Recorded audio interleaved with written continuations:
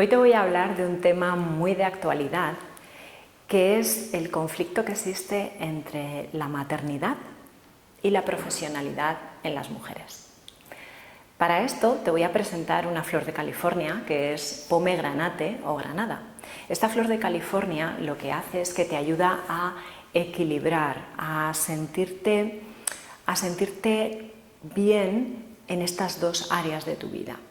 Cuando una mujer se encuentra en una época profesional muy buena, que ha desarrollado mucho sus habilidades y quiere a la vez ser madre, y se encuentra con este conflicto, ¿no? Un poco de, bueno, ¿qué es lo que debería ser o qué debería hacer, qué es prioritario? Yo como mujer, porque también profesionalmente quiero desarrollarme, pero también quiero ser madre, o ya soy madre y quiero realmente estar con mi familia y darles también el tiempo, ¿no?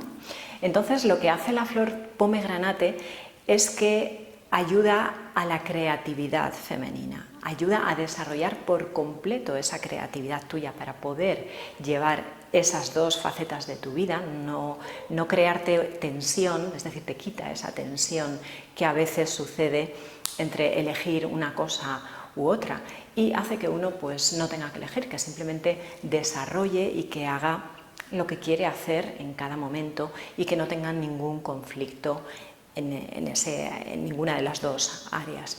También la flor de California pomegranate o granada en castellano, para lo que te va a ayudar es para todos los problemas que se tengan en el área ginecológica, a un nivel emocional, por supuesto, emocional y mental. Estamos hablando de algo psicosomático, algo que puede estar sucediendo por el conflicto que uno tiene emocional y mental. Entonces dicen los elaboradores de la flor de California pomegranate que equilibra también a ese nivel. Entonces te va a ayudar en los órganos sexuales, cualquier problemita que tengas, te va a ayudar también, facilita el orgasmo también, es decir, que es una maravilla esta flor de California. Así que si estás en un momento en el que tienes conflictos entre maternidad y profesionalidad, te recomiendo tomar pomegranate, te va a ayudar muchísimo.